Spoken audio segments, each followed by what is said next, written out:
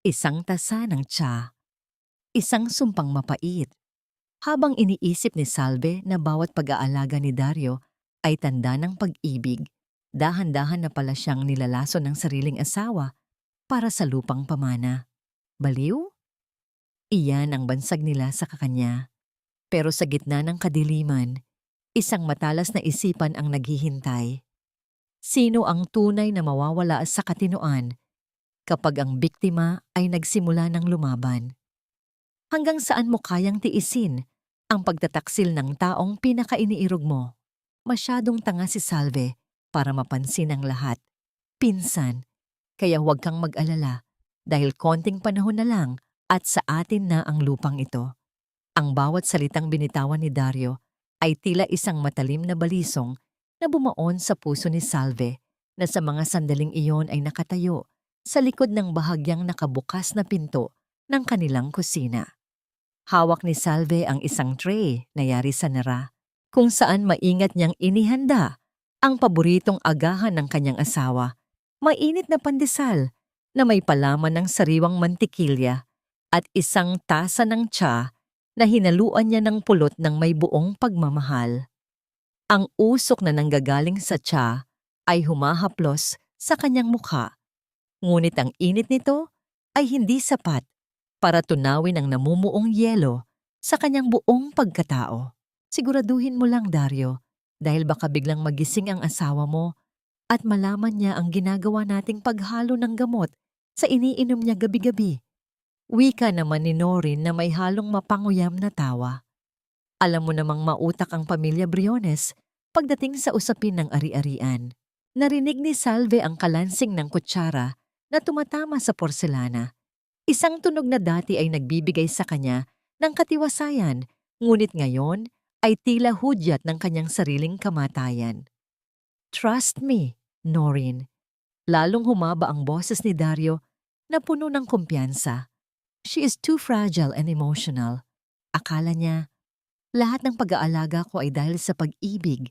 Hindi niya alam na bawat haplos ko ay para lamang sa pirma niya sa papeles na ito.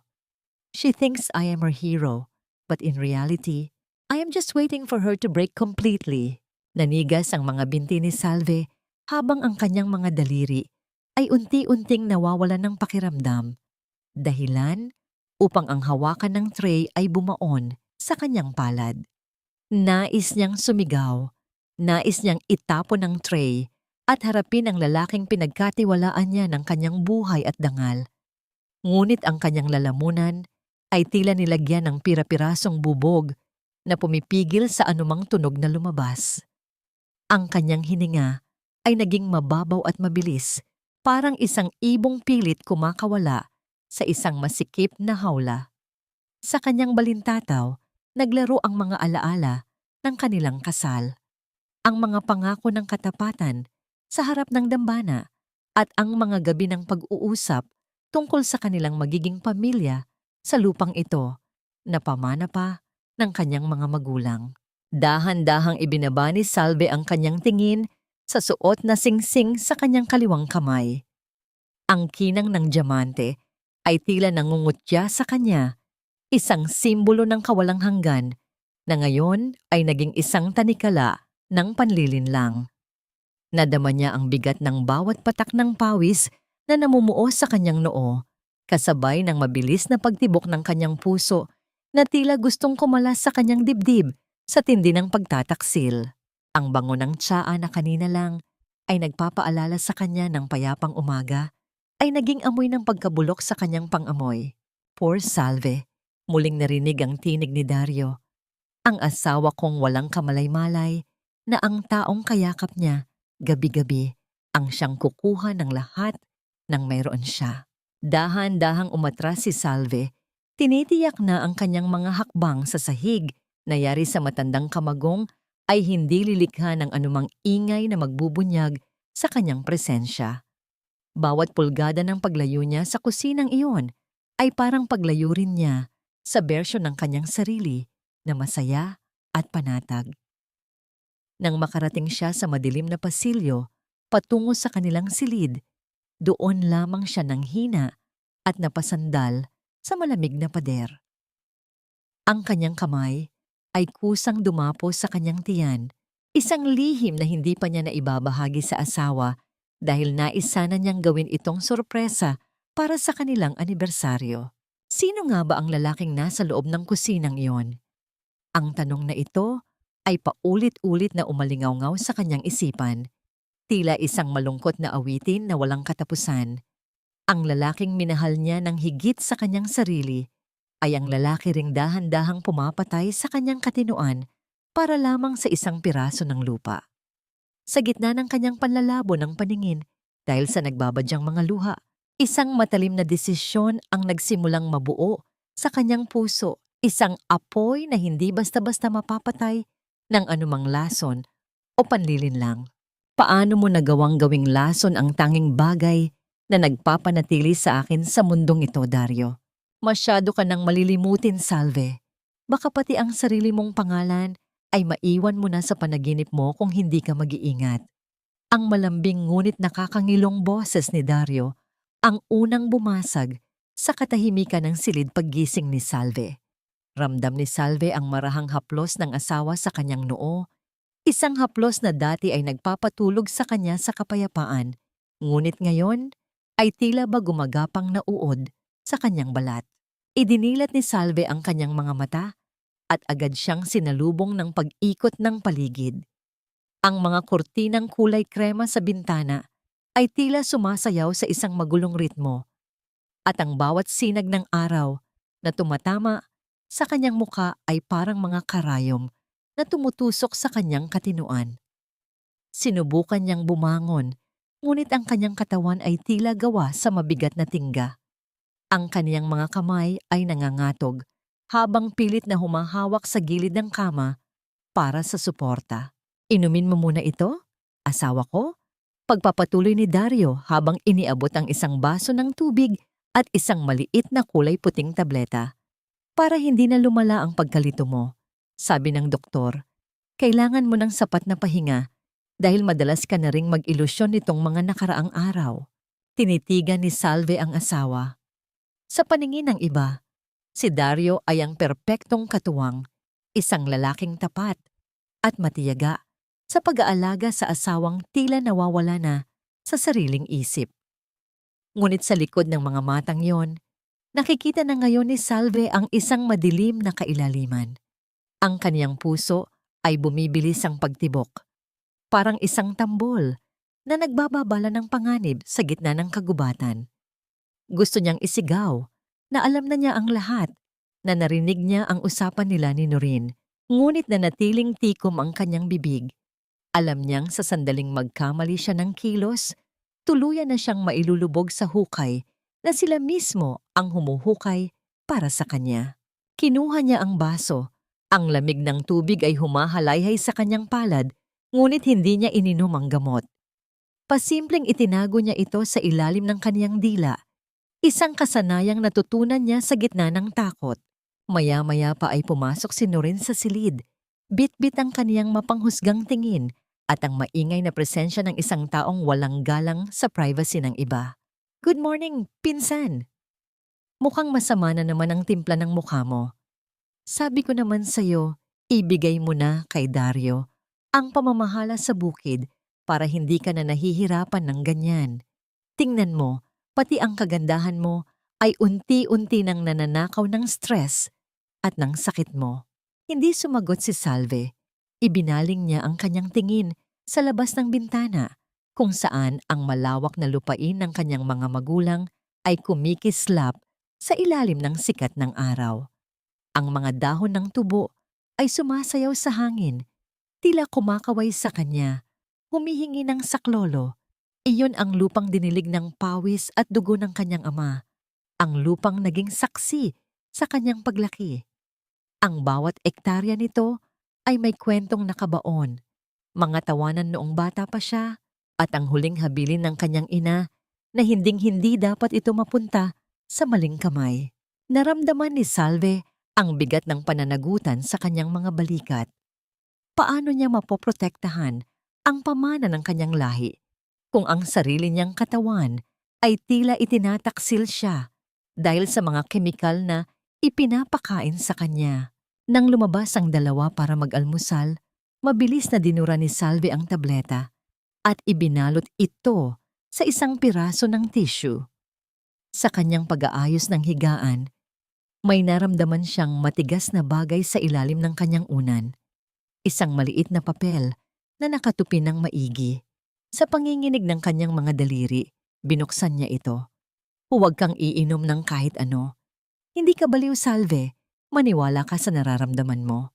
Ang mga salitang iyon, bagaman maikli, ay tila isang malakas na sampal na nagpagising sa kanyang nanghihinang diwa. Ang kaniyang hininga ay naghabol at ang kaniyang mga mata ay mabilis na naghahanap ng kahit anong senyales kung sino ang nag-iwan yon. Si Manang Ising kaya? O may iba pang nagmamasid sa loob ng bahay na ito? Narinig niya ang papalapit na mga hakbang ni Dario mula sa pasilyo. Ang bawat tunog ng sapatos nito sa sahig ay tila isang hatol ng bitay na papalapit ng papalapit. Mabilis niyang itinago ang sulat sa loob ng kanyang damit. Ramdam ang talim ng papel sa kanyang balat na tila nagpapaalala sa kanya na ang digmaan ay nagsisimula pa lamang. Nang muling pumasok si Dario, may dala na itong isang folder. Salve, kailangan ko lang ang pirma mo rito sa dokumentong pinag-usapan natin kagabi. Para ito sa insurance ng mga tauhan sa bukid. Alam mo namang kapakanan nila ang iniisip ko, di ba? Tinitigan ni Salve ang panulat na iniaabot ng asawa. Ang kaniyang kamay ay tila may sariling isip na gustong lumayo. Ngunit pilit niyang pinakalma ang kanyang sarili. Tumingin siya sa mga mata ni Dario, naghahanap ng kahit katiting na bahid ng konsensya, ngunit wala siyang nakita kundi ang pagkauhaw sa kapangyarihan. Ito na ba ang dulo ng aking katinuan? O ito na ang simula ng aking pagbangon sa gitna ng mga kasinungalingan?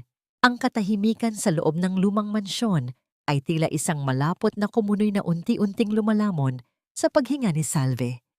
Habang nakaupo siya sa tumba-tumbang kahoy sa balkonahe, pinagmamasdan niya ang kanyang mga daliri na tila mga tuyong sanga na walang buhay. Ang hangin ay may dalang amoy ng paparating na ulan, isang mabigat na halumigmig na dumidikit sa kanyang balat. Kasabay ng bawat pag-usad ng kamay ng orasan sa dingding na tila bawat segundo ay isang pako na ibinabaon sa kanyang kaba. Lumapit si Manang Ising, ang matandang katulong na halos naging bahagi na ng mga anino sa bahay na yon. Ang kanyang mga hakbang ay banayad, halos hindi lumilikha ng anumang tunog sa makintab na sahig. Ngunit ang bigat ng kanyang presensya ay naramdaman ni Salve. May dala siyang bagong tasa ng tsa. Ang usok nito ay pumapaikot sa malamig na hangin, tila isang mailap na espiritu. Heto na ang tsa mo, iha, mahinang wika ni Manang Ising. Ang kanyang boses ay nanginginig sa katandaan, ngunit meron itong tono na hindi maintindihan ni Salve, isang halo ng lungkot at pagbabala. Tinitigan ni Salve ang tasa. Ang kulay nito ay ginto sa ilalim ng malamlam na ilaw, ngunit sa kanyang paningin, ito ay isang lawa ng kapahamakan. Salamat, Manang. Sagot niya. Ang kanyang boses ay tila galing sa ilalim ng lupa. Tuyot at walang sigla. Pinanood niya ang pag-alis ng matanda. Ngunit bago pa makalayo si Manang Ising, isang kakaibang kilos ang ginawa nito. Bahagyang tumagilid ang matanda, tila hinaharangan ang paningin ng sinumang nasa pasilyo at mabilis na itinuro ang bintana kung saan makikita ang isang paso ng halaman. Doon sa ilalim ng malalagong dahon ng paboritong rosas ng kanyang ina, nakita ni Salve ang isang basang mantsa sa lupa. Isang mantsa na amoy tsaa. Ang kaniyang puso ay tila tumalon sa kaba. Hindi niya ito ininom kanina. Ang tsaang ibinigay ni Dario ay lihim na itinapon ni Manang Ising nang hindi niya napapansin. Bumalik si Manang Ising sa kanyang tabi. Kunwari ay nag-aayos ng kumot sa binti ni Salve. Huwag kang matakot, Salve. Bulong ng matanda. Ang kanyang mga labi ay halos hindi gumagalaw. Nakita ko ang ginawa niya kagabi. Ang bawat patak na inihahalo niya sa inumin mo. Alam ko kung ano yon. Hindi ako papayag na matulad ka sa iyong ina. Ang mga salitang iyon ay tila isang kidlat na nagbigay linaw sa madilim na isipan ni Salve. Ang kaniyang ina? Ang kaniyang ina ba ay dumaan din sa ganitong paghihirap bago ito tuluyang pumanaw? Nadama ni Salve ang init ng luha sa kanyang mga mata, ngunit pinigilan niya itong pumatak. Sa mga sandaling iyon, ang magaspang at kulubot na kamay ni Manang Ising ay humawak ng mahigpit sa kanyang kamay. Isang hawak na puno ng pangako at katapatan na higit pa sa anumang sumpang narinig niya sa harap ng dambana. Ito ang kanyang golden moment, isang sandali kung saan sa gitna ng pagtataksil ng kanyang pinakamamahal, isang anino ang nagpakita ng liwanag. Ang mga kalyo sa palad ni Manang Ising ay tila mga titik ng isang lihim na kasaysayan ng pagtitiis, isang saksi na hindi na kayang manahimik. Ngunit ang katahimikan ng kanilang pag-uusap ay biglang naputol nang marinig ang tunog ng mabibigat na hakbang sa pasilyo. Ang bawat pagtama ng sapatos sa kahoy na sahig ay tila isang babala ng paparating na bagyo. Mabilis na tumayo ng tuwid si Manang Ising at nagkunwaring nagpupunas ng alikabok sa gilid ng mesa. Pumasok si Dario. Ang kanyang mukha ay may suot na maskara ng huwad na pag-aalala. Ngunit ang kanyang mga mata ay matalas na nakatingin sa kanilang dalawa. Ang kanyang presensya ay tila nagpalamig lalo sa paligid. Isang presensyang nagnanakaw ng oksiheno sa silid. Anong pinag-uusapan niyo? Tanong ni Dario. Ang kanyang boses ay tila isang mahinahong huni ng ahas, ngunit may talim na hindi maitatago. Tumingin siya kay Salve, pagkatapos ay kay Manang Ising, pilit na binabasa ang anumang bakas ng katotohanan sa kanilang mga mukha. Hindi nakasagot agad si Salve. Ang kanyang lalamunan ay tila nanuyo. At ang kanyang isipan ay mabilis na naghahanap ng paraan upang itago ang nagbabagang apoy ng katotohanan. Sa ilalim ng kumot, mahigpit na nakakuyom ang kanyang mga palad hanggang sa bumaon ang kanyang mga kuko sa kanyang balat. Isang hapdi na nagpapaalala sa kanya na kailangan niyang manatiling matatag. Bakit tila may itinatago ang mga mata ng matandang ito? At hanggang kailan kaya mapapanatili ni Salve ang kanyang maskara bago tuluyang gumuho ang lahat? Naging isang mahusay na manlalaro si Salve sa loob ng sarili niyang bahay. Isang entablado kung saan ang bawat maling galaw ay maaaring maging mitya ng kanyang tuluyang pagbagsak. Upang malinlang ang dalawang lalaking mapanuri ang mga mata, pinili niyang isuot ang maskara ng isang babaeng unti-unti nang nawawala sa katinuan. Ang kanyang buhok ay hinahayaan niyang bahagyang magulo at ang kanyang mga tingin ay madalas niyang ibinabaling sa kawalan. Tila ba may kinakausap siyang mga aninong siya lamang ang nakakakita. Isang hapon, habang nagkukunwari siyang natutulog sa mahabang sopa sa sala, narinig niya ang mahinang pag-uusap ni Dario at Norin sa kabilang panig ng silid-aklatan. Ang bawat salita nila ay tila mga linta na sumisipsip sa katahimikan ng hapon. Dario, kailangan na nating pirmahan ang deal sa mga investor mula sa Manila. Sabik na silang makuha ang lupain ni Salve para gawing resort. Wika ni Norin. Ang kaniyang boses ay puno ng kasabikan at kasakimang hindi na naitatago. Sayang ang oras. Mukhang lumalala na talaga ang kondisyon niya. Kaya mas madali na nating maipapaliwanag kung bakit ikaw ang kailangang magdesisyon para sa kanya. Huwag kang masyadong halata, Norin. Sagot ni Dario. Ang kaniyang tinig ay malamig at kalkulado. Kailangan nating siguraduhin na walang butas ang lahat. Kapag nakuha ko na ang huling pirma niya sa Special Power of Attorney, wala na siyang magagawa kahit magising pa ang diwa niya. Nanatiling nakapikit si Salve, ngunit sa loob ng kanyang dibdib, ang kanyang puso ay tila isang nagngangalit na karagatan. Ang bawat hibla ng kanyang pagkatao ay nanginginig sa galit, ngunit pilit niyang pinanatiling regular ang kanyang paghinga. Upang hindi siya mahalata, marahan niyang iginalaw ang kanyang mga daliri. Tila ba nananaginip siya ng masama, Isang kilos na nagtulak kay Dario na lumapit at haplusin ang kanyang pisngi. Ang haplos na yon ay tila apoy na pumapaso sa kanyang balat. Isang paalala ng laso na nakabalot sa bawat kilos ng kanyang asawa. Kinabukasan, sa tulong ni Manang Ising, nagawa ni Salve na makumbinsi si Dario na kailangan niyang pumunta sa palengke upang bumili ng mga sariwang bulaklak para sa altar. Bagaman nag-aalinlangan, pinayagan siya ni Dario sa ilalim ng mahigpit na pagbabantay ng kanilang driver.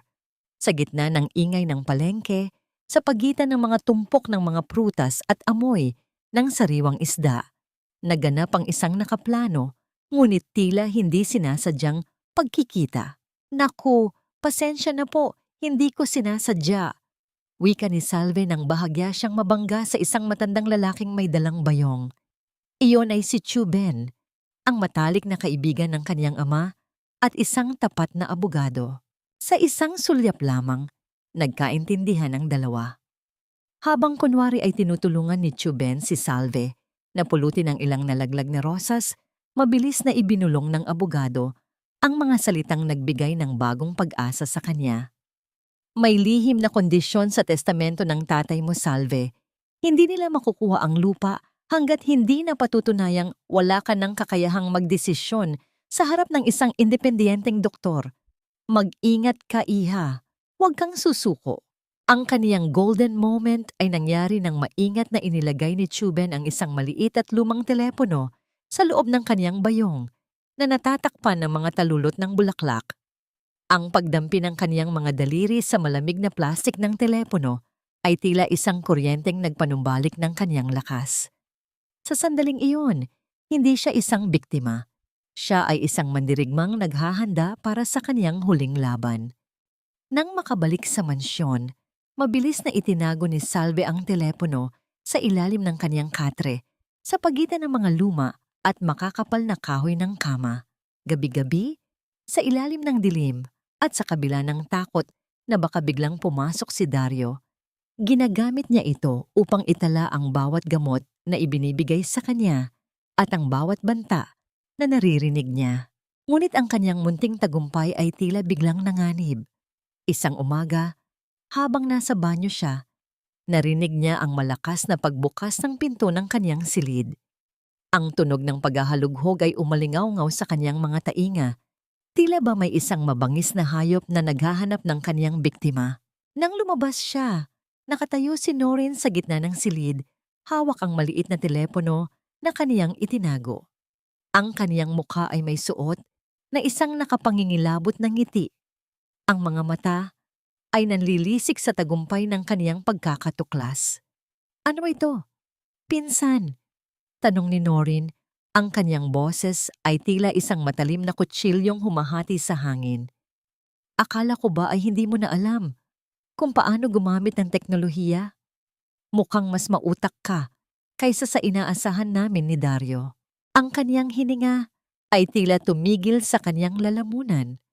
Ang kaniyang sikreto, ang kaniyang tanging koneksyon sa mundo, sa labas ng kaniyang bilangguan, ay nasa kamay na ng kaniyang kaaway. Paano niya maipaliliwanag ang presensya ng teleponong yon nang hindi nabubunyag ang kaniyang pagpapanggap? At ano ang gagawin ni Dario kapag nalaman niyang ang kaniyang asawa ay nagsisimula na ring lumaban sa kaniyang sariling paraan? Ang boses ni Noreen ay tila isang malat na hagupit na bumasag sa marupok na katahimikan ng silid.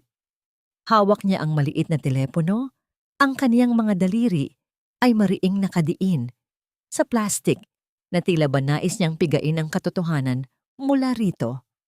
Sa mga sandaling iyon, ang kaniyang mga mata ay tila dalawang nagbabagang uling na nakatitig sa nangangatog na si Salve. Saan galing ito, pinsan? At sino ang tinatawagan mo? Muling tanong ni Noreen. Ang kaniyang mukha ay lumalapit sa mukha ni Salve hanggang sa maamoy niya ang masangsang na amoy ng sigarilyo nito. Pilit na pinakalma ni Salve ang kaniyang nagwawalang puso. Alam niyang kung magpapakita siya ng takot, tapos na ang lahat. Sa isang mabilis na pagpapasya, pinakawalan niya ang isang hungkag na tawa, isang tawang walang katuwaan at puno ng kawalan. Ang kaniyang mga mata ay pinalaki niya at pinalabo ang tingin. Tila ba nakakakita siya ng isang bagay sa likuran ni Noreen. Ibinigay iyan sa akin ni nanay. Bulong ni Salve ang kanyang boses ay tila galing sa isang malayong panaginip. Sabi niya, kailangan ko raw itong itago dahil may mga masasamang espiritong gustong kumuha ng ating bahay. Gusto mo bang makausap si Nanay Noreen? Galit siya. Galit na galit siya sa'yo. Bahagyang napaatras si Noreen. Ang kaniyang mukha ay dumaan ang isang saglit na pag-aalinlangan at takot. Ang pamahiin ay malalim na nakaugat sa kaniyang pagkatao. At ang kakatwang kilos ni Salve ay tila nagpahina sa kaniyang determinasyon. Sa sandaling iyon, pumasok si Dario sa silid. Ang kaniyang kilay ay magkasalubong sa pagtataka. Anong nangyayari rito? Tanong ni Dario. Agad na iniabot ni Noreen ang telepono sa kanya. Matapos itong suriin ni Dario, muli itong tumingin kay Salve na ngayon ay nakaupo na sa sahig at kinakausap ang kaniyang sariling mga daliri. Isang lumang laruan lang ito, Noreen. Wika ni Dario, ang kaniyang boses ay puno ng pagkabagot at bahagyang pangungutya. Baka napulot niya ito sa kung saan noong huling labas niya. Tingnan mo, wala man lang itong signal at sira na ang screen. Huwag kang masyadong paranoid. Ang asawa ko ay wala na sa wisyo. Hindi na niya kayang magplano ng kahit ano. Nang makaalis ang dalawa, naiwang mag-isa si Salve sa dilim. Ang kaniyang katawan ay nanghihina. Ngunit ang kaniyang diwa ay mas gising kaysa dati. Alam niyang kailangan niyang maging mas maingat. Kinagabihan, nang maniwala ang lahat na siya ay mahimbing nang natutulog dahil sa gamot na kunwari ay ininom niya. Dahan-dahan siyang bumangon. Ang kaniyang mga hakbang sa pasilyo ay tila mga anino. Walang tunog at puno ng pag-iingat. Narating niya ang pinto ng opisina ni Dario at doon, sa pamamagitan ng maliit na siwang, narinig niya ang isang tinig na hindi pamilyar sa kanya. Isang tinig ng babae, malambing ngunit may tonong naguutos na nanggagaling sa speaker ng telepono ni Dario. Dario, kailan mo ba tatapusin ang paghihirap ng babaeng yan?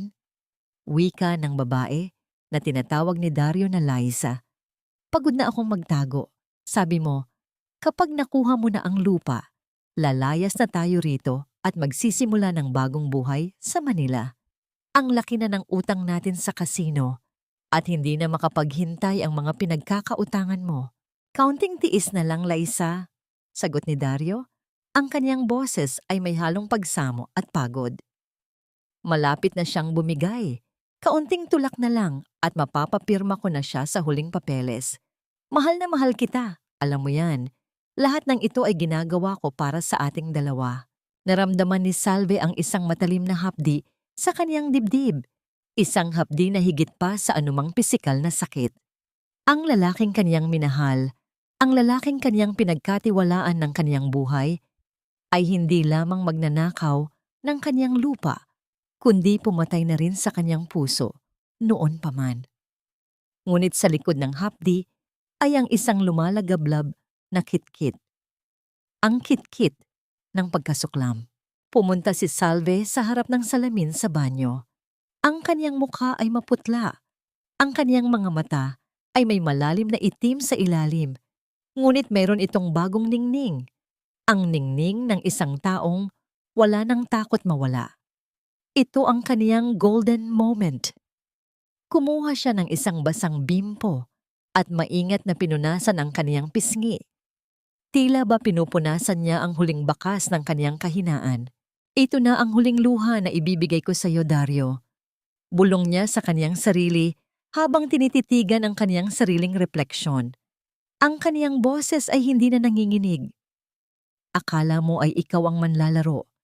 Ngunit hindi mo alam na ang biktima mo ang siyang magtatapos ng larong ito. Ang gabi ay tila mas lalong dumidilim. At ang bawat huni ng kuliglig sa labas ay tila isang babala ng paparating na unos. Ngunit para kay Salve, ang dilim ay hindi nakaaway. Ito ay kaniyang kakampi sa pagbuo ng isang planong wawasak sa lahat ng kaniyang kinalakihan. Paano haharapin ni Salve ang anunsyong gagawin ni Dario sa kanilang anibersaryo? At hanggang kailan niya kayang tiisin ang presensya ng babaeng unti-unting kumukuha ng kanyang posisyon sa sarili niyang tahanan.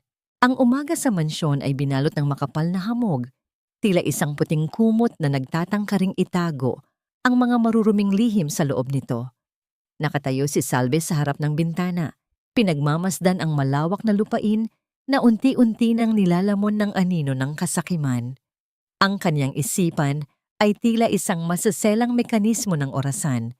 Bawat bahagi ay gumagalaw ng may layunin, kahit na ang kanyang katawan ay pilit na pinaghihina ng mga kemikal na lihim niyang idinudura. Isang pamilyar na tinig mula sa labas ng bakod ang pumukaw sa kanyang atensyon. Ang tawag ng isang lalaking naghahanap ng mga lumang dyaryo at bote ay umalingaw-ngaw sa paligid. Isang tunog na bahagi na ng pang-araw-araw na buhay sa probinsya. Ngunit para kay Salve, ang bawat kumpas ng tinig na yon ay may dalang mensahe. Iyon si Chuben na nakasuot ng kupas na sombrero at maruming damit upang magbalat kayo bilang isang magbobote. Dahan-dahang lumabas si Salve, bitbit ang ilang lumang magasin, ang kaniyang mga hakbang ay mabigat at tila walang direksyon upang mapanatili ang kaniyang pagpapanggap. Nang makarating siya sa gate, ang kaniyang mga mata ay sumulyap sa paligid, sinisiguro na walang nakakakita mula sa itaas na bintana kung saan madalas magmatiyag si Noreen. "Ito po, Manong," wika ni Salve. Ang kaniyang boses ay sadyang ginawa niyang matanda at mahina.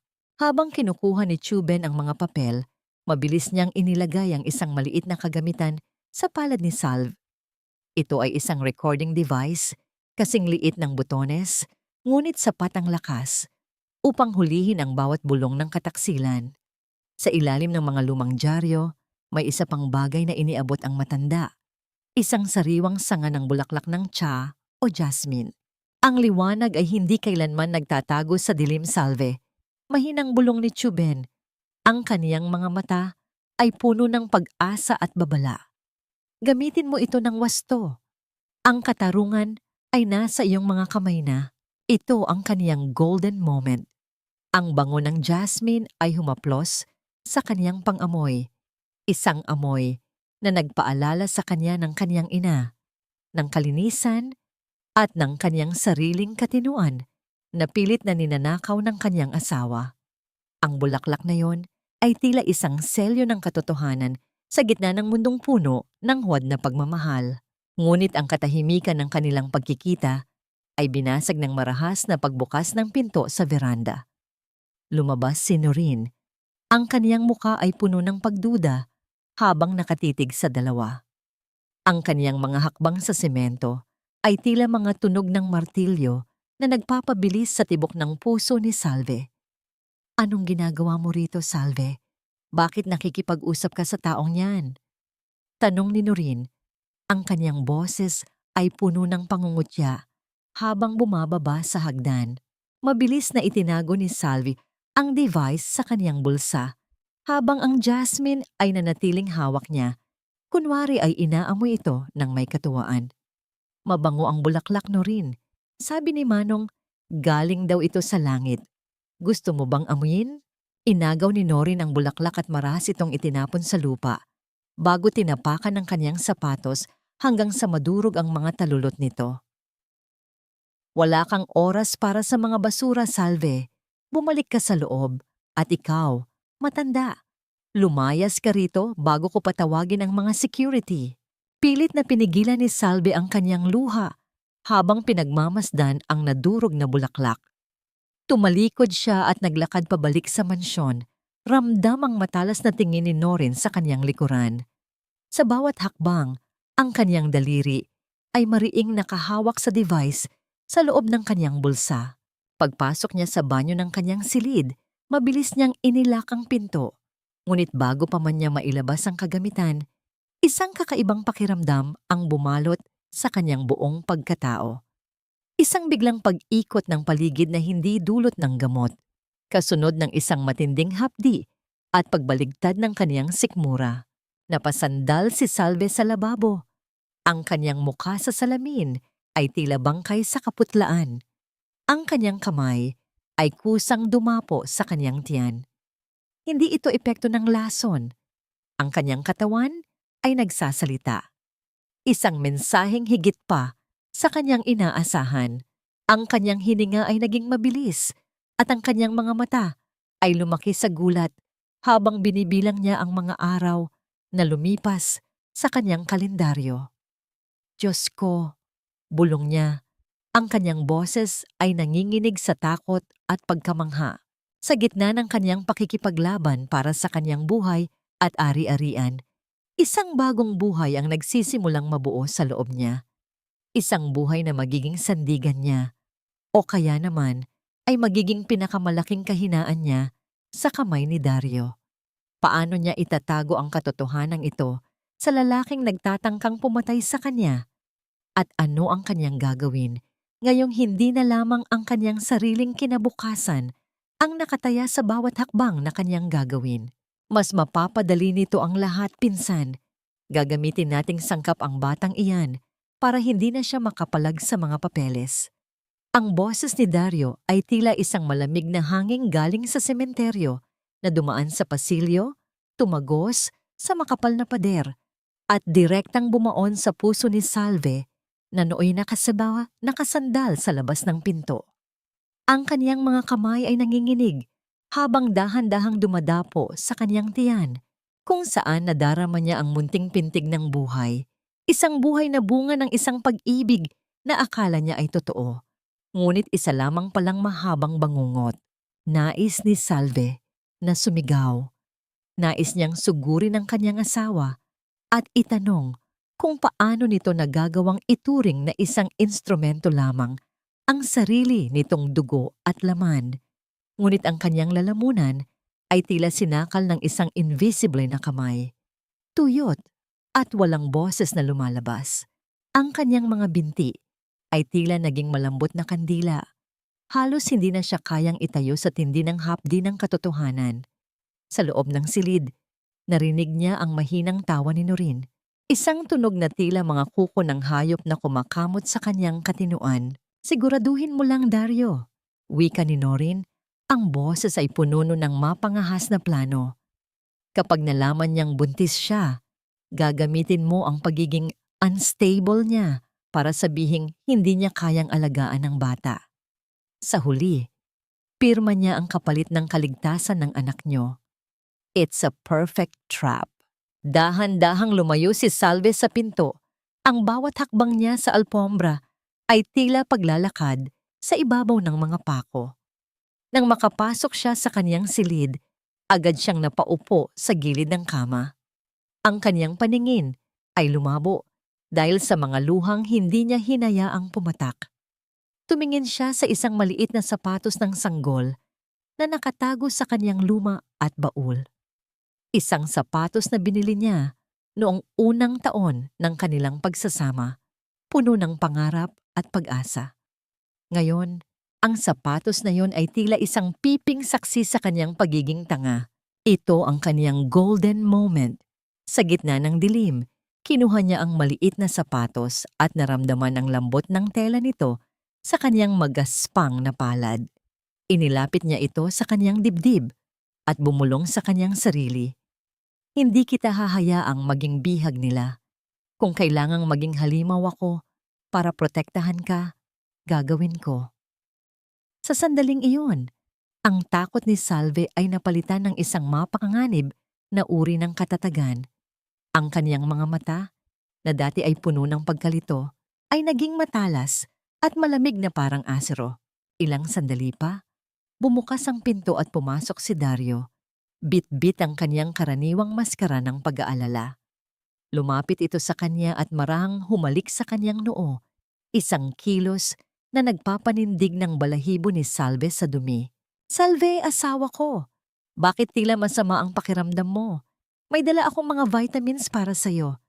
Sabi ng doktor, kailangan mo ito lalo na't napapansin kong tila may nagbabago sa katawan mo.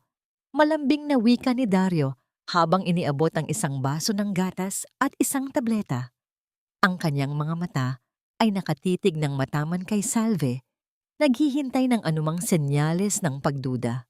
Tumingin si Salve sa gatas. Ang puti nito ay tila sumasagisag sa kalinisan na kailanman ay hindi na magkakaroon ng kanilang tahanan. Salamat, Dario. Napakabuti mo talagang asawa.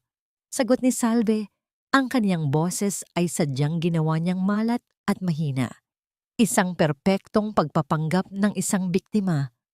Kinuha niya ang baso at inilapit sa kaniyang labi. Ramdam ang matalas na tingin ni Dario na tila isang buwayang naghihintay sa kaniyang biktima.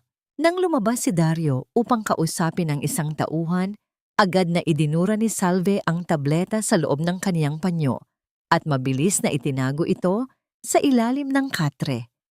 Ngunit bago pa man siya makahinga ng maluwag, narinig niya ang malakas na pagtatalo ni Dario at Norin sa labas ng kanyang bintana. Masyadong mabagal ang epekto ng gamot na yan, Dario. Kailangan nating dagdagan ang dosis. Boses ni Norin na tila nagmamadali. May nakakita kay Salve na nakikipag-usap sa matandang abogado sa palengke. Kung hindi natin siya mapapasign sa susunod na linggo, baka may mangyaring hindi natin inaasahan. Huwag kang mainit ang ulo, Norin. Sa anibersaryo natin, doon ko ibibigay ang pinakamalakas na dosis. Isang gabi lang at tuluyan nang mawawala ang lahat ng alaala niya. Sagot ni Dario nang may kasiguruhan. Napasandal si Salve sa pader. Ang kanyang puso ay tila isang tambol na mabilis na nagbababala ng kamatayan. Ang anibersaryo nila ay 3 araw na lamang mula ngayon. 3 araw na lamang upang mailigtas niya ang kaniyang sarili at ang anak na nasa kaniyang sinapupunan.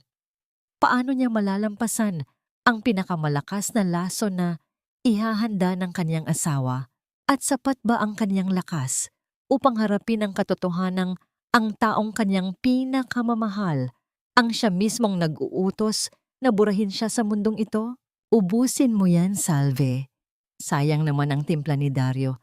Napakasustansya niyan para sa'yo at sa dinadala mo. Ang boses ni Norin ay tila isang malat na kayod ng kuko sa yero. Puno ng mapanuyang pagkukunwari habang nakaupo siya sa tapat ni Salve sa maliit na mesa sa veranda. Ang kanyang mga mata ay tila 2 buwitreng naghihintay sa bawat paggalaw ng lalamunan ni Salve. Binabantayan ang bawat paglagok ng tsaa na tila ba ito ang huling hininga ng kaniyang biktima. Nanginginig ang mga daliri ni Salve habang hawak ang tasa ng porselana. Ramdam niya ang init ng tsaa na tumatagos sa kanyang palad, isang init na hindi nagbibigay ng ginhawa, kundi ng panganib. Ang bawat singaw nito ay may dalang amoy ng mapait na gamot na pilit na itinatago sa tamis ng pulot. Sa kaniyang isipan, muling naglaro ang boses ni Dario tungkol sa pinakamalakas na dosis. Ang kaniyang lalamunan ay tila nagsara, ngunit alam niyang kailangan niyang uminom. Kailangan niyang manatili sa kaniyang papel bilang biktima. Dahan-dahan niyang inilapit ang tasa sa kaniyang labi. Sa isang mabilis at maingat na kilos, hinayaan niyang pumasok ang likido sa kaniyang bibig, ngunit itinago ito sa ilalim ng kaniyang dila at sa gilid ng kaniyang pisngi. Tinitiyak na walang kahit isang patak ang dadaan sa kaniyang lalamunan patungo sa kaniyang sinapupunan. Ang pait ay tila isang kagat ng alakdan sa kaniyang dila. Nagpamanhid sa kaniyang panlasa sa loob ng ilang segundo. Good girl, wika ni Norin habang may suot na nakapangingilabot ng ngiti. You know, Salve, if you just cooperate with the papers, everything will be easier. Bakit mo ba pinahihirapan ang sarili mo? Why hold on to this land so much? Ibinaba ni Salve ang tasa, ang kaniyang mga mata ay pinalabo niya at hinayaang tumingin sa kawalan. Tila ba nagsisimula na siyang mawala sa sarili. Ang lupa. Naririnig ko ang boses ni tatay sa ilalim ng lupa, Norin. Sabi niya, may mga aninong lumalakad sa gabi. Bulong ni Salve. Ang kanyang boses ay tila isang malungkot na ihip ng hangin. Isang matinding kilabot ang dumaan sa mukha ni Norin. Ang pagiging pamahiin nito ay ang tanging butas sa kaniyang matigas na balat. Napansin ni Salve ang bahagyang pag-atras ng kanyang pinsan, ang kanyang mga mata ay mabilis na lumingon sa paligid ng beranda. Ito ang kaniyang golden moment. Sa gitna ng kaniyang pagpapanggap, muling tumingin si Salve nang diretso sa mga mata ni Noreen. Hindi ito tingin ng isang baliw, kundi isang tingin na puno ng isang nakapangingilabot na kakinangan. Pagkatapos, dahan-dahan siyang ngumiti. Isang ngiting hindi umaabot sa kaniyang mga mata. Isang ngiting tila ba alam niya ang petsa ng kamatayan ng taong nasa harap niya. Ang nangiting iyon ay tila isang malamig na kamay na humaplos sa likod ni Noreen, dahilan upang mabitawan nito ang kaniyang hawak na kutsara na lumikha ng isang matunog na pagtama sa sahig. "Why are you looking at me like that? Nakakairita ka na, Salve!" Singhal ni Noreen. Pilit na itinatago ang kaniyang takot sa pamamagitan ng galit. Agad itong tumayo at mabilis na naglakad palayo. Tila ba tinatakasan ng isang multong nakita sa gitna ng sikat ng araw. Nang masigurong wala na ang pinsan, mabilis na tumakbo si Salve sa isang malaking paso ng halaman at idinura ang lahat ng likidong kaniyang itinago. Ang kaniyang panlasa ay tila nasusunog at ang kaniyang puso ay mabilis ang pagtibok sa takot na baka may natira pang lason na pumasok sa kaniyang katawan. Kinuha niya ang kaniyang panyo at mariing pinunasan ang kaniyang labi hanggang sa mamula ito. Ngunit ang kaniyang panandaliang ginhawa ay naputol nang may mapansin siyang kakaiba.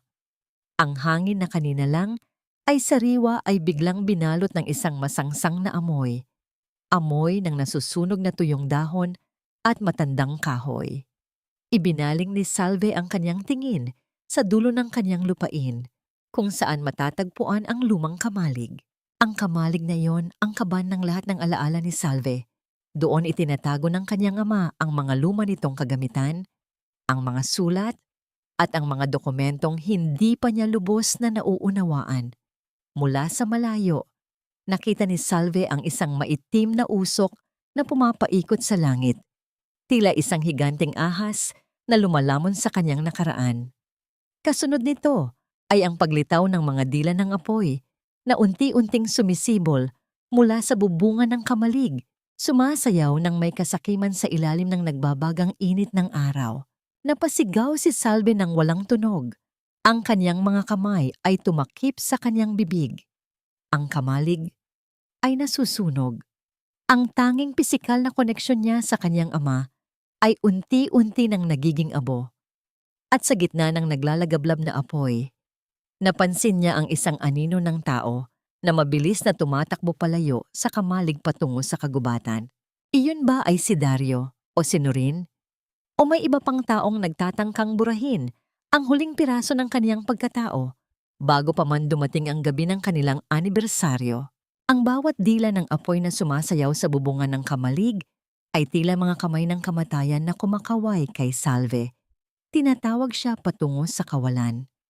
Ang init na nanggagaling sa sunog ay humahaplos sa kanyang mukha. Isang nakapapapasong haplos na nagpapaalala sa kanya na ang lahat ng kanyang pinanghahawakan, ang mga sulat ni tatay, ang lumang mesa kung saan siya natutong magsulat, at ang mga dokumentong magpapatunay sa kanyang karapatan ay nagiging itim na abo na lamang. Ang usok ay tila isang dambuhalang kumot na bumabalot sa langit. Nilalamon ang asul na kulay nito at pinapalitan ng kulay ng kawalan ng pag-asa. "Salve! Manatili ka lang dyan, mapanganib!" Ang sigaw ni Dario ay umalingaw-ngaw sa gitna ng kaguluhan, ngunit ang kaniyang boses ay tila galing sa isang malayong mundo. Nakita ni Salve ang kaniyang asawa na kunwari ay nagmamadali. May dalang timba ng tubig na alam niyang walang silbi sa tindi ng apoy. Sa bawat kilos ni Dario, nakikita ni Salve ang isang mahusay na aktor na nagtatanghal sa harap ng isang nagliliyab na entablado. Ang kanyang mga mata ay hindi kakikitaan ng tunay na takot, kundi ng isang lihim na katuwaan sa bawat pagbagsak ng nagbabagang kahoy. Naramdaman ni Salve ang kaniyang mga tuhod na bumigay, dahan-dahang lumubog sa tuyong lupa habang ang mga abo ay bumabagsak sa kaniyang paligid na tila itim na niyebe. Ang kaniyang hininga ay naging mabigat, puno ng amoy ng nasusunog na kasaysayan. Sa mga sandaling yon, ang kaniyang puso ay tila unti-unting nagiging bato, malamig, matigas, at hindi na tinatablan ng hapdi. Ang bawat luhang pumatak sa kaniyang pisngi ay agad na natutuyo dahil sa init. Tila ba ayaw na siyang payagan ng kapalaran na ilabas ang kaniyang pighati. Ito ang kaniyang golden moment. Sa gitna ng naglalagablab na impyerno, yumuko si Salve at may napansin sa damuhan, isang maliit na butones na yari sa perlas, bahagyang nangitim dahil sa init. Kilala niya ang butones na yon. Iyon ang butones mula sa barong na suot ni Nurin kaninang umaga. Maranyang ipinikit ang kaniyang mga mata at idinikit ang butones sa kaniyang palad hanggang sa bumaon ito sa kaniyang balat. Ang sakit ay nagsilbing angkla upang manatili siyang gising sa gitna ng bangungot. Lumapit si Darius sa kanya, hinihingal at amoy usok. Nandyan lahat ng mahahalagang papeles, Salve. Wala na tayong nailigtas. Wala na ang pruweba ng insurance ng bukid, pati ang mga lumang kasulatan ni tatay mo, wika ni Dario. Ang kaniyang boses ay puno ng huwad na panghihinayang. Hinawakan niya ang balikat ni Salve at pinilit itong patayuin. Pero huwag kang mag-alala. Gagawan natin ng paraan. May mga duplicate pa ako sa opisina.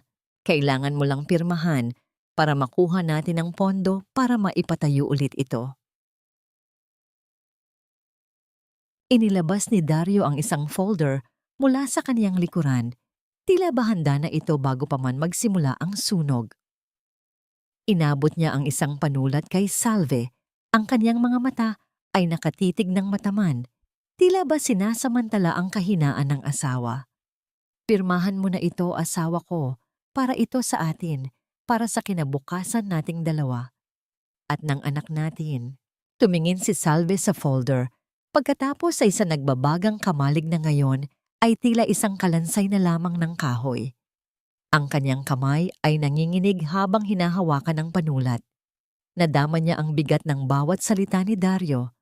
Bawat kasinungalingang itinutusok sa kanyang dibdib na tila mga pako sa krus. Ang usok ay lalong kumapal, tila ba nagtatangkang itago ang kanyang gagawing desisyon. Bakit kailangang dumaan sa apoy ang lahat bago mo makuha ang gusto mo, Dario? Bulong ni Salve, ang kaniyang boses ay tila isang malat na kalansing ng tuyong dahon. Hindi sumagot si Dario. Sa halip ay mas hinigpitan niya ang hawak sa kaniyang balikat.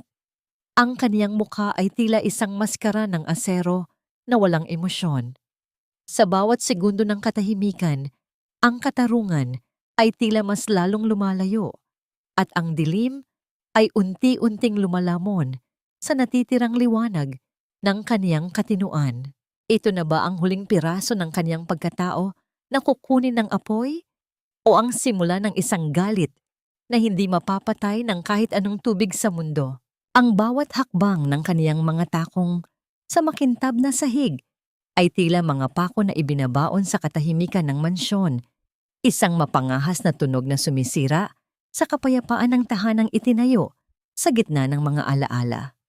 Nakatayo si Salve sa itaas ng hagdan, nakakubli sa anino ng malalaking haligi, habang pinagmamasdan ang pagdating ng babaeng magiging huling mitya ng kanyang pagtitiis. Si Laisa. Ang kanyang buhok ay kulay ginto sa ilalim ng ilaw. Ang kaniyang pananamit ay masyadong marangya para sa isang simpleng bisita at ang kaniyang halimuyak, isang matapang at malansang amoy ng mamahaling pabango, ay tila sumasakal sa amoy ng jasmine na pilit na pinapanatili ni Salve sa kaniyang paligid. Dario, darling, napakaganda naman pala ng probinsya, bagaman medyo boring ang paligid. Wika ni Laisa, ang kaniyang boses ay tila isang malat na himig ng tagumpay.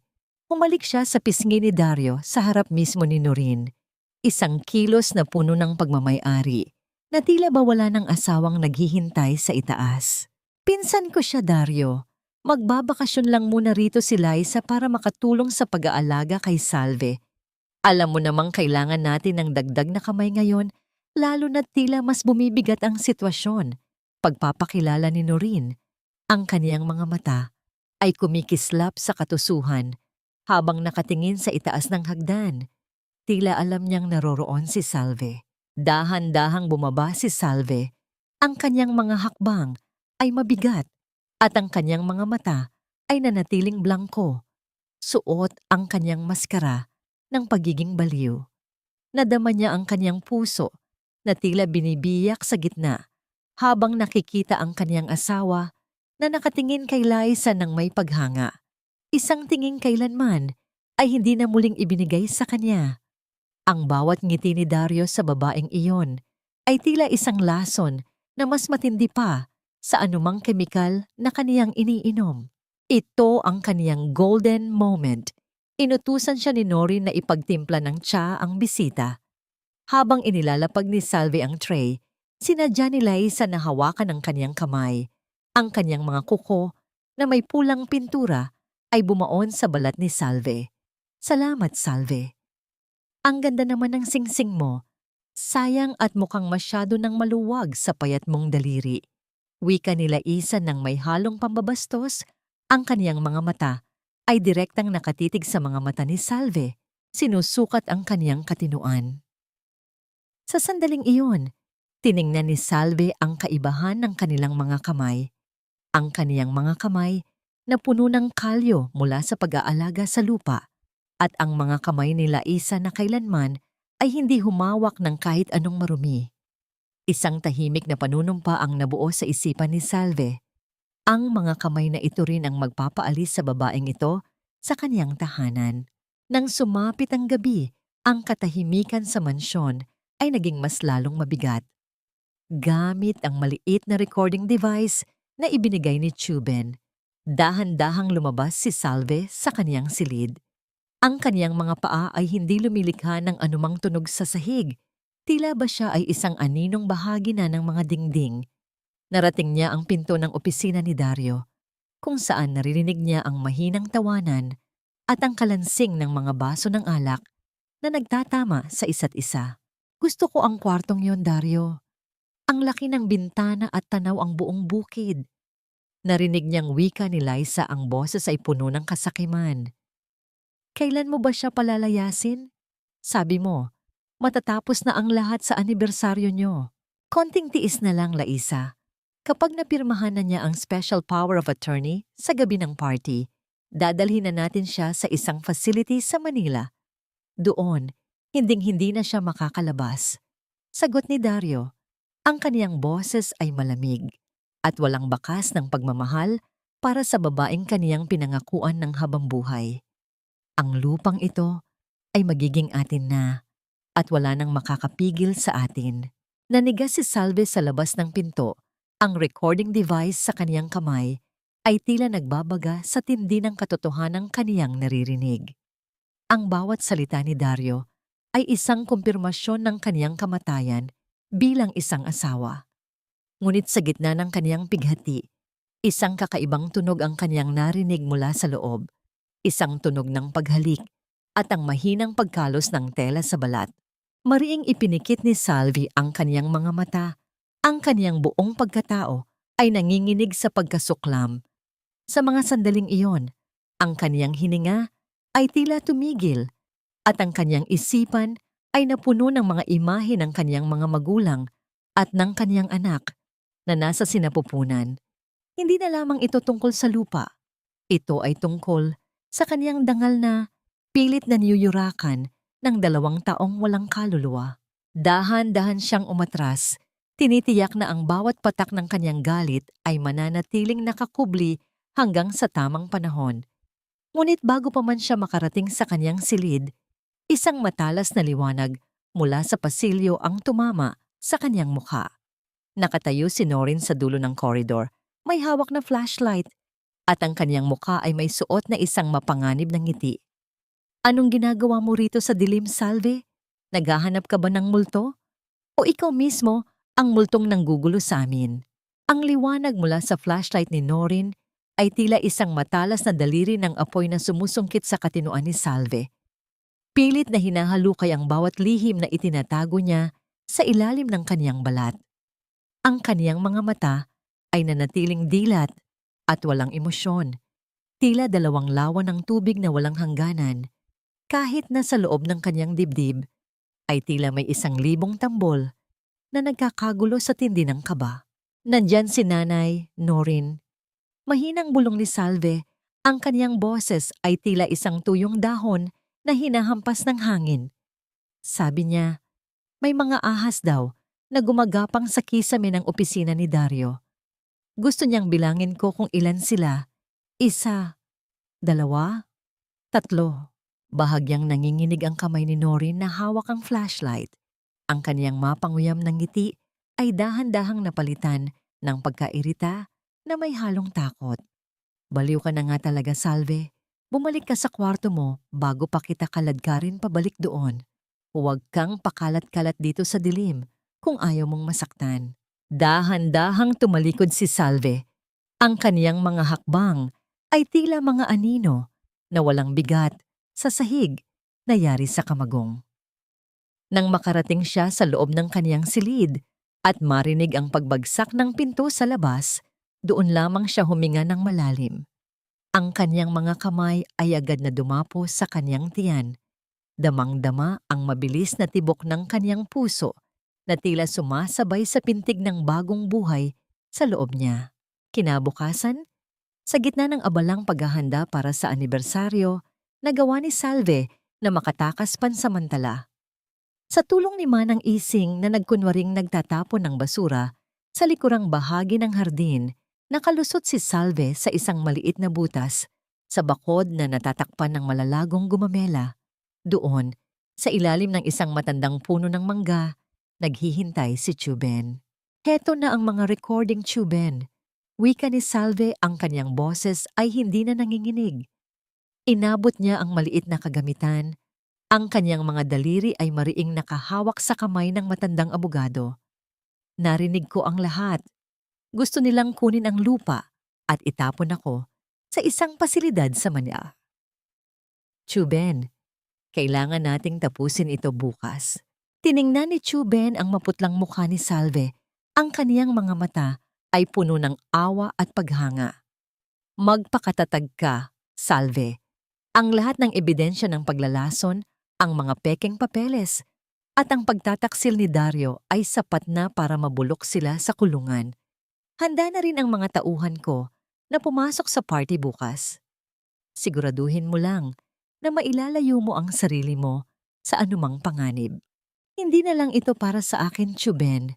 Bulong ni Salve, ang kanyang mga mata ay kuminang sa ilalim ng sikat ng araw. Para na rin ito sa anak ko. Hinding-hindi ko hahayaang lumaki siya sa ilalim ng anino ng isang halimaw. Ito ang kaniyang golden moment. Sa gitna ng panganib, nadama ni Salve ang isang uri ng kapayapaan na kailanman ay hindi niya naramdaman noong naniniwala pa siya sa mga kasinungalingan ni Dario. Ang bawat hangin na dumadampi sa kaniyang balat ay tila isang basbas mula sa kaniyang mga yumaong magulang, isang pangako na ang lupang ito ay mananatiling sa kanya. Nang makabalik siya sa mansyon, agad siyang sinalubong ni Dario na may hawak na isang malaking kahon. Ang kaniyang mukha ay may suot na maskara ng pagmamahal, ngunit ang kaniyang mga mata ay tila nagmamasid ng maigi. Saan ka galing, Salve? Kanina ka pa hinahanap ni Manang Ising. Wika ni Dario, ang kaniyang boses ay malambing ngunit may tonong nagbabanta. Hinawakan niya ng mahigpit ang braso ni Salve, sapat na para maramdaman niya ang hapdi. Look, asawa ko, I bought you a dress for our anniversary party tomorrow. Kulay puti, parang anghel. Gusto kong ikaw ang pinakamaganda sa lahat bago tayo magpahinga ng matagal. Tinitigan ni Salve ang puting damit sa loob ng kahon. Ang bango ng bagong tela ay tila amoy ng isang punerarya para sa kanya. Masyadong maputi, Dario. Sagot ni Salve, ang kanyang mga mata ay tila nakatitig sa kaluluwa ng asawa. Parang tela na ginagamit sa mga taong wala ng hininga. Gusto mo ba talaga akong makitang ganito? Bahagyang nag-iba ang anyo ng mukha ni Dario. Ang kanyang mga daliri ay lalong bumaon sa braso ni Salve. Ang katahimikan sa pagitan nila ay naging kasing bigat ng 1,000 toneladang bato, binalot ng amoy ng jasmine at ng papalapit na panganib. Sa bawat pag-usad ng segundo sa orasan sa dingding, nararamdaman ni Salve na ang kaniyang mundo ay unti-unti nang nagkakaroon ng mga bitak na hindi na muling mabubuo. Saan nga ba hahantong ang puting damit na ito sa gabi ng kanilang anibersaryo? At hanggang kailan kayang panindigan ni Salve ang kaniyang katahimikan bago tuluyang sumabog ang lahat ng katotohanan? Ngumiti ka, Salve. Gusto kong makita ng lahat na masaya ang asawa ko bago ka tuluyang mawala sa katinuan sa harap nila. Ang boses ni Dario ay tila isang malamig na bulong ng ahas habang inaayos niya ang kwelyo ng puting damit ni Salve sa harap ng malaking salamin. Ang kanyang mga daliri ay dahan-dahang humahaplos sa leeg ng asawa. Isang haplos na hindi nagbibigay ng init, kundi ng isang matinding kilabot na tila ba binibilang na nito ang bawat sandali ng buhay ni Salve. Nakatitig si Salve sa kanyang sariling refleksyon. Ang puting tela ng damit ay tila isang balot ng bangkay, nagpatingkad sa kanyang maputlang balat at sa malalim na lungkot sa kanyang mga mata. Sa kaniyang paligid, ang mansyon ay binalot ng mga palamuti, mga sariwang bulaklak na ang bango ay nakahihilo, at ang mga ilaw na masyadong maliwanag para sa dilim na kaniyang nararamdaman. Naririnig niya ang mga yabag ng mga panauhin sa ibaba, ang tunog ng pag-uusap at tawanan na tila isang malayo at banyagang musika. You look stunning, mahal, dagdag ni Dario nang may mapanuyang ngiti. Parang wala kang dinadalang sakit. But don't worry. Tonight, everyone will understand why I have to take care of everything for you. Konting tiis na lang, and you will be in a much better place. Hindi sumagot si Salve. Nadama niya ang kanyang puso na tila isang ibon na pilit na humihinga sa loob ng isang masikip na kamao. Ang kanyang mga kamay ay nanginginig sa ilalim ng mahabang laylayan ng kanyang damit. Ngunit pilit niyang pinanatiling matatag ang kanyang tindig. Sa loob niya, ang bawat pintig ng kanyang anak ay tila isang paalala na hindi siya maaaring sumuko. Ang kanyang tiyan ay naninigas sa tindi ng tensyon at ang kaniyang lalamunan ay tila may nakabara na pira-pirasong yelo. Ito ang kaniyang golden moment. Pumasok si Manang Ising sa silid upang iabot ang kanyang alahas.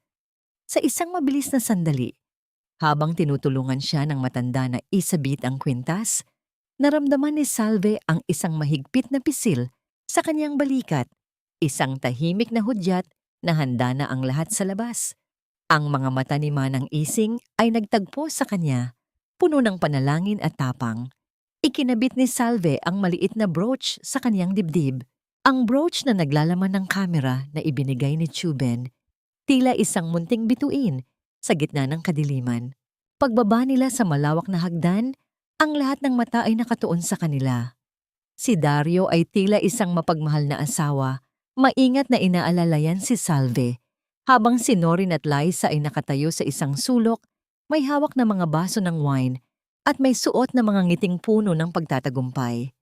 Ang bawat bati ng mga kaibigan at kamag-anak ay tila mga tinik na tumutusok sa pandinig ni Salve.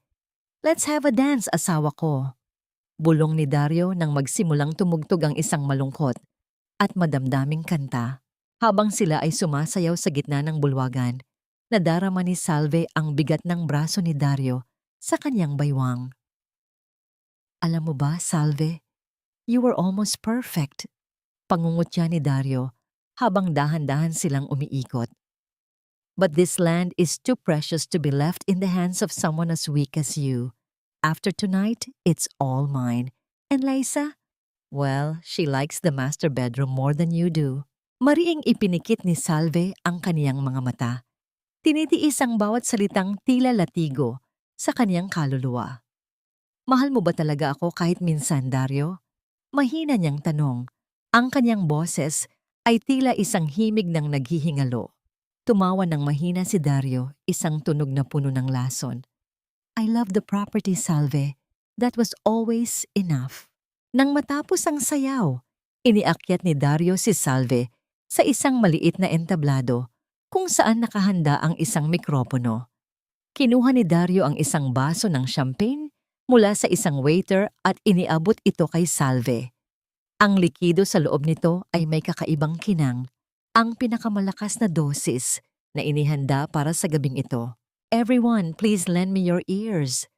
Simula ni Dario, ang kanyang boses ay umalingaw-ngaw sa buong mansyon, puno ng pekeng emosyon. Tonight is not just about our anniversary. It is about a difficult decision I have to make for the woman I love. As many of you have noticed, my dear Salve is not herself anymore. Naramdaman ni Salve ang panunuyo ng kanyang bibig habang tinititigan ang baso sa kanyang kamay. Ang lahat ng panauhin ay natahimik. Ang kanyang mga kamag-anak ay may bahid ng awa sa kanilang mga mukha. Si Noreen ay dahan-dahang lumalapit sa gilid ng entablado. Hawak ang mga papeles na dapat pirmahan ni Salve kapag tumalab na ang lason. "Inumin mo na, Salve, para sa kalusugan mo." Utos ni Dario nang walang tunog. Ang kaniyang mga mata ay nanlilisik sa pagkainip habang nakaturo sa baso. Itinapat ni Salve ang baso sa kaniyang mga labi, ngunit ang kaniyang paningin ay tumama kay Chuben na nakatayo sa pinakalikod, tumango ng bahagya. Ang kaniyang hininga ay tumigil. Ang bawat segundo ay tila isang mahabang taon ng paghihirap. Hanggang saan kaya kayang dalhin ni Salve ang kaniyang pagpapanggap bago siya tuluyang malunod sa laso ng pagtataksil? At ano ang nakatagong sorpresa na naghihintay sa likod ng mga kurtina ng gabing ito ng anibersaryo? "Inumin mo na ang wine, Salve. It will make you feel better." Ang malamig na utos ni Dario na tila isang hatol ng bitay na binalot sa pilus ng pagkukunwari. Ang kaniyang mga mata ay nakatitig ng matalas sa bawat paggalaw ni Salve. Naghihintay na ang huling patak ng lason ay tuluyang dumaan sa lalamunan ng kaniyang asawa at tapusin ang lahat ng kaniyang balakid. Tinitigan ni Salve ang baso ng champagne. Ang mga bula nito ay tila sumasayaw nang may kasamaan sa ilalim ng mga chandelier. Nadama niya ang kaniyang puso na tumitibok ng may bagong uri ng lakas. Hindi na ito ang tibok ng takot, kundi ang dagundong ng katarungang handa ng sumabog. Dahan-dahan niyang ibinaba ang baso sa maliit na mesa sa kaniyang tabi. Isang kilos na nagpatigil sa paghinga ni Dario at nagpatahimik sa buong bulwagan. "Hindi ko na kailangan ng gamot mo, Dario, dahil gising na ako." Ang boses ni Salve ay umalingaw-ngaw ng buong linaw. Walang bakas ng pag-aalinlangan o sakit. Ang kaniyang tindig ay tuwid na tila isang matibay na nara sa gitna ng bagyo. Bahagyang nanginig ang panga ni Dario, ang kaniyang maskara ng pag-ibig ay nagsimulang magkaroon ng mga bitak. "Salve, anong sinasabi mo? You're confused again, asawa ko. Come, let's get you to your room." "Stop acting, Dario. Tapos na ang palabas mo." Ang sigaw ni Salve ay tila isang kidlat na humati sa hangin. Sa isang mabilis na senyas, ang malaking screen sa likuran nila, na dapat sana ay magpapakita ng mga larawan ng kanilang masayang pagsasama, ay biglang kumislap at nagbago ang kulay. Ang mga panauhin ay sabay-sabay na napaharap sa screen. Ang katahimikan ay binalot ng matinding gulat nang lumabas ang isang malinaw na video. Ang opisina ni Dario noong nakaraang gabi. Doon kitang-kita ang paghalo ni Dario ng isang madilim na likido sa tsaa ni Salve, habang sila isa ay nakayakap sa kanyang likuran at humihingi ng petsa kung kailan sila lilipat sa Manila. Kasunod nito ay ang malakas at malinaw na recording ng boses ni Dario. "I love the property, Salve. That was always enough." Ang mga bulungan ng mga bisita ay tila isang malakas na agos ng tubig na bumabaha sa mansyon. Nakita ni Salve ang mukha ni Liza na tila naging abo sa kaputlaan, habang si Noreen ay unti-unting umaatras patungo sa pinto. Ang kaniyang mga mata ay tila isang hayop na naghahanap ng mapagtataguan. Ito ang kaniyang golden moment. Dahan-dahang tinanggal ni Salve ang kaniyang puting belo, ang telang tila simbolo ng kaniyang pagiging bihag, at hinayaan itong mahulog sa sahig na tila isang luma at patay na balat. Ang kaniyang mga mata ay direktang nakatitig sa nangangatog na si Dario. Ang kaniyang labi ay may suot na isang nangiti ng tagumpay na binalot ng pait. Ang lupang ito ay dinilig ng pawis ng aking mga magulang, Dario. Akala mo ba ay papayagan kitang yurakan ang kanilang alaala? Biglang bumukas ang malaking pinto ng mansyon. Ang tunog ng mabibigat na hakbang ng mga awtoridad na pumasok sa loob ay tila hudyat ng katapusan ng gabi. Kasunod nila si Chuben. Hawak ang mga legal na dokumento na magpapawalang bisa sa anumang tangka ni Dario sa ari-arian. Dario Briones, you are under arrest for attempted murder and fraud. Wika ng opisyal habang inilalabas ang mga posas. Nanginig ang buong katawan ni Dario. Ang kanyang pagiging arogante ay naglaho na tila usok sa harap ng katotohanan. Ngunit bago pa man siya mahawakan ng mga pulis, mabilis na sumingit si Noreen. Ang kanyang muka ay puno ng desperasyon at galit na tila isang baliw. Hindi niyo ako makukuha. Wala kayong alam. Sigaw ni Noreen. Ang kanyang mga mata ay nanlilisik habang nakatingin kay Salve. Akala mo ba ay nanalo ka na, Salve? Akala mo ba ay si Dario lang ang pumatay sa kinabukasan mo? Hindi niyo ba itatanong kung paano talaga namatay ang mga magulang mo 10 taon na ang nakalilipas? Napatigil ang lahat. Ang bawat tibok ng puso ni Salve ay tila huminto sa tindi ng kaba. Ang kanyang hininga ay naging mabilis at ang kanyang mga kamay ay muling dumapo sa kanyang tiyan. Tumingin si Noreen kay Dario, isang tingin na puno ng lihim na nakapangingilabot. Ang aksidente sa kalsada, ang preno na hindi gumana. Hindi ba, Dario? Sabihin mo sa kanya kung gaano mo katagal pinlano ang lahat bago ka pa man pumasok sa buhay niya. Ang bawat salita ni Noreen ay tila isang pira-pirasong bubog na pumasok sa isipan ni Salve. Ang kaniyang mundo ay muling umikot, ngunit sa pagkakataong ito, ang dilim ay hindi na galing sa lason, kundi sa isang katotohanang mas matindi pa sa kamatayan. Ano nga ba ang tunay na nangyari sa gabi ng aksidente ng kaniyang mga magulang at hanggang saan ang lalim ng kasamaang itinago ni Dario sa loob ng isang dekada? 10 taon mo nang kasama ang pumatay sa mga magulang mo, Salve. 10 taon kang natulog sa tabi ng isang halimaw. Ang boses ni Noreen ay tila isang malakas na kulog na yumanig sa pundasyon ng mansyon, isang katotohanang mas matalas pa sa anumang patalim na bumaon sa kaluluwa ni Salve. Ang bawat salita ay tila isang malapot na putik na dumidikit sa kanyang puting damit. Dinudumihan ang kaniyang dangal at ang kaniyang mga alaala. Napatigil ang lahat ng ingay sa loob ng bulwagan. Ang bawat panauhin ay tila naging mga estatwa ng asin, hindi makapagsalita sa tindi ng revelasyong narinig. Nakatayo si Salve sa gitna ng entablado. Ang kaniyang mga kamay ay dahan-dahang bumitaw sa kaniyang tiyan at nagsimulang manginig ng walang kontrol. Ang kaniyang paningin ay lumabo. Hindi dahil sa lason, kundi dahil sa bigat ng mundong biglang gumuho sa kaniyang paanan. Ang tunog ng pagbagsak ng kristal na baso sa kaniyang tabi ay tila bumasag sa huling hibla ng kaniyang pag-asa. Ang mga pira-pirasong bubog ay tumalsik sa kaniyang paanan, tila mga luha ng kaniyang yumaong mga magulang. Tinitigan niya si Dario, ang kaniyang asawa, ang lalaking pinagkatiwalaan niya ng kaniyang kalungkutan, ang lalaking nangakong poprotektahan siya, ay hindi na nagtatago sa likod ng kaniyang maskara. Wala nang bakas ng pag-aalinlangan sa mukha ni Dario. Sa halip, isang mapait at malamig na ngiti ang sumilay sa kaniyang mga labi. Ang uri ng nangiti ng isang taong wala nang kailangang itago dahil nakuha na niya ang lahat. Oh, Salve! Ang boses ni Dario ay tila isang mahinahong huni ng kamatayan. Masyado silang matigas. Ayaw nilang ibigay ang lupa sa isang estranghero na tulad ko. Kailangan nilang mawala para maging akin ka at para maging akin ang lahat ng ito. I planned it perfectly. Ang preno, ang kalsada, ang gabi ng ulan. It was a work of art. Naramdaman ni Salve ang isang matinding hapdi sa kanyang lalamunan, isang pagsigaw na hindi makalabas dahil sa tindi ng pait. Ang kanyang puso ay tila unti-unting nadudurog, nagiging mga abo na isinasaboy sa hangin. 10 taon.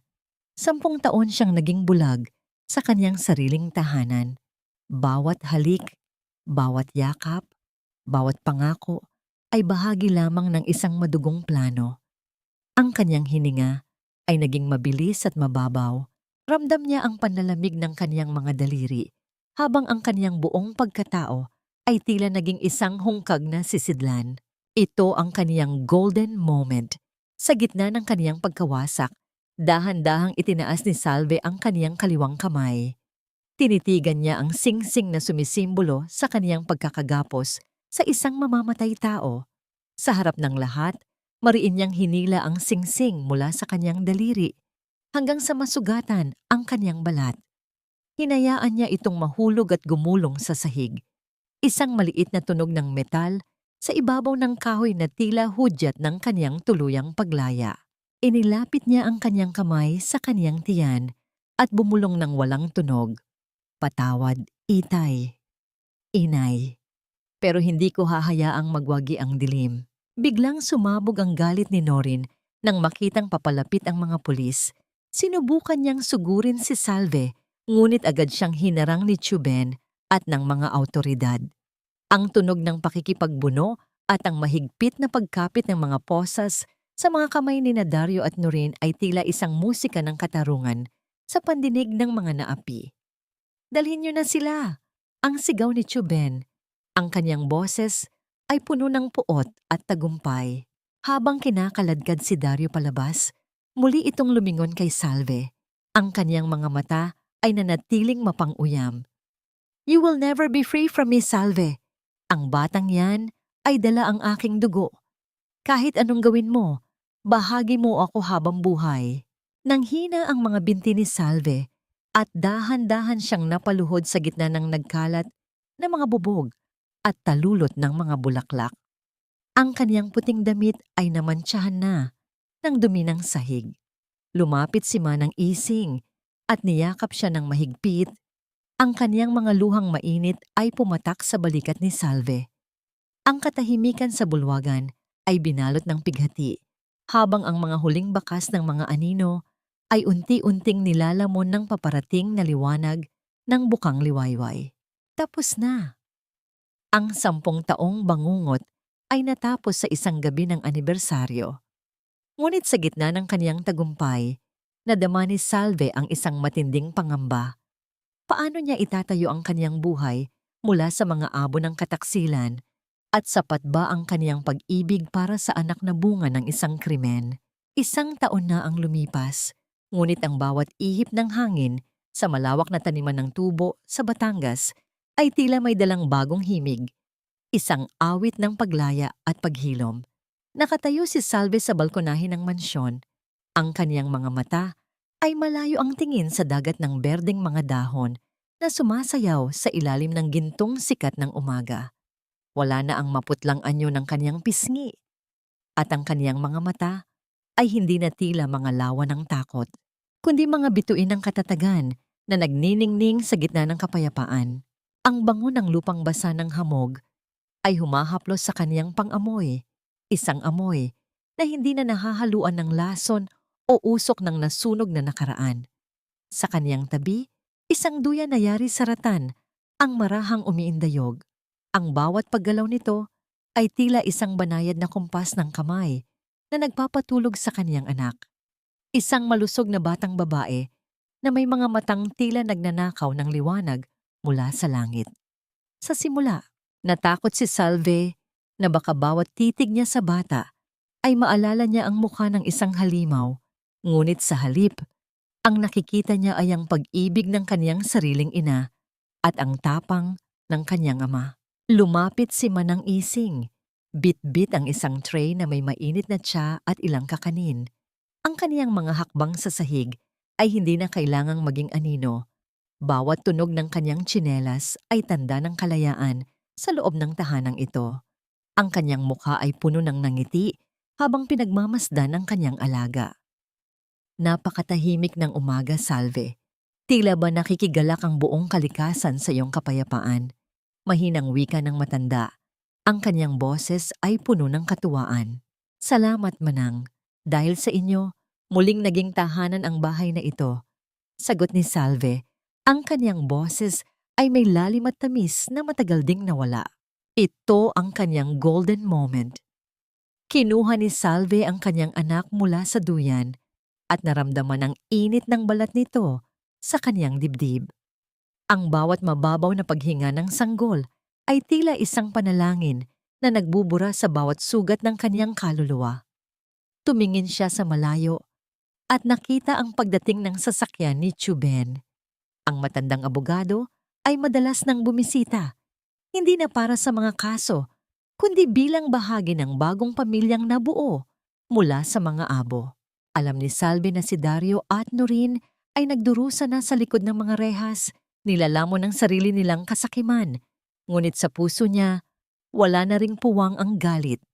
Ang pagpapatawad ay hindi para sa mga nagkasala, kundi para sa kanyang sariling kaligtasan. Nang dumating si Chuben, may dala itong mga bagong papeles, hindi mga special power of attorney, kundi mga dokumento para sa itatayo nilang eskwelahan para sa mga anak ng mga magsasaka sa kanilang lupain. Isang bagong simula para sa lahat, Salve. Wika ni Chuben habang tinatanaw ang bukid. Inilapag ni Salve ang kaniyang tasa ng tsa. Ang likido sa loob nito ay malinaw at dalisay. Tila ang kaniyang sariling katinuan na muling nabawi. Dahan-dahan siyang lumakad patungo sa gitna ng hardin kung saan ang mga jasmine ay muling namumukadkad ng may pambihirang ganda. Ang bawat talulot nito ay tila mga piping saksi sa kaniyang pagbangon. Lamat sa kristal ng kahapon, bulong ni Salve sa kaniyang sarili habang dinarama ang sikat ng araw sa kaniyang mukha.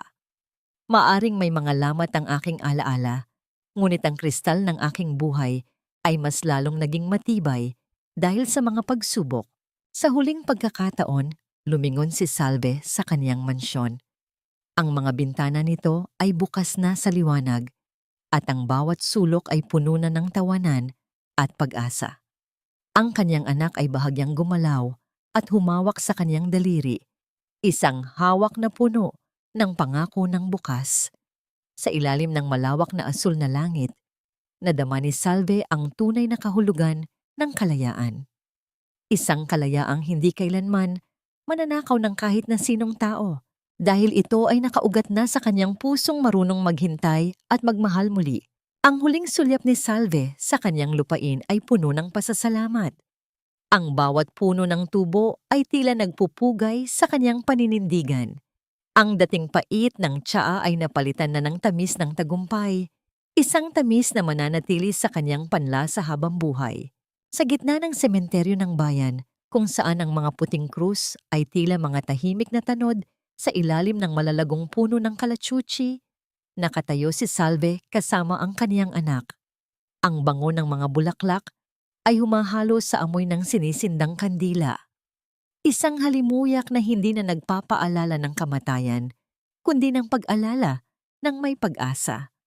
Maingat niyang inilapag ang isang kumpol ng jasmine sa harap ng puntod ng kaniyang mga magulang. Ang kaniyang mga daliri ay marahang humahaplos sa malamig na marmol na tila ba kinakausap niya ang kanilang mga kaluluwa. Itay, inay, malaya na tayo. Mahina niyang bulong. Ang boses ay tila isang banayad na ihip ng hangin na nagdadala ng kapayapaan. Tinitigan ni Salve ang kaniyang anak na ngayon ay nagsisimula ng humakbang sa damuhan. Ang bawat munting tawa ng bata ay tila isang himig na nagbubura sa bawat bakas ng lason sa kaniyang nakaraan. Sa tanong kung napatawad na ba niya si Dario, ang sagot ay hindi matatagpuan sa mga salita, kundi sa kaniyang katahimikan. Pinatawad na ni Salve ang kaniyang sarili sa pagiging marupok at sa pagpili niyang mabuhay ng walang puot, tinalo niya ang dilim na ninais ni Dario na itanim sa kaniyang puso. Ang katarungan ay naibigay na ng batas, ngunit ang tunay na kapayapaan ay nanggaling sa kanyang desisyon na huwag nang maging biktima kailanman. Nahanap na niya ang kanyang binhiyen o katahimikan. Ang mansyon na dati ay bilangguan ng kanyang diwa ay isa na ngayong santuwaryo ng pagmamahalan. Ang bawat sulok nito ay puno na ng liwanag at ang bawat tsaa na kanyang iniinom ay wala ng pait, kundi ang tamis ng kalayaan na kanyang ipinaglaban. Ang kanyang buhay, na dati ay tila isang kristal na bumasag, ay muling nabuo. May mga lamat man, ngunit ang bawat lamat ay nagpapakita ng kanyang kakayahang maghilom at maging mas matatag kaysa dati. Ang aral na nais niyang iwan sa mundo ay simple. Ang katotohanan ay maaring mabaon sa dilim at lason, ngunit kailanman ay hindi ito tuluyang mamamatay. Ang pag-ibig na totoo ay hindi nananakit o nandaraya. At ang tunay na lakas ng isang babae ay hindi nasusukat sa kanyang pananahimik, kundi sa kanyang tapang na tumayo at bawiin ang kanyang sariling kwento. Sa bawat babaeng nakikinig sa kanyang kasaysayan, nais niyang ipaalam na may pag-asa sa kabila ng pagtataksil at may bagong umaga sa dulo ng bawat mahabang gabi. Habang naglalakad sila pabalik sa sasakyan, kung saan naghihintay sina Chuben at Manang Ising, muling lumingon si Salve sa langit. Ang araw ay unti-unti nang lumulubog, nagbibigay ng kulay kahel at lila sa abot tanaw. Hawak-hawak ang kamay ng kaniyang anak. Nadama niya ang init ng pagmamahal na siyang magiging gabay niya habang buhay.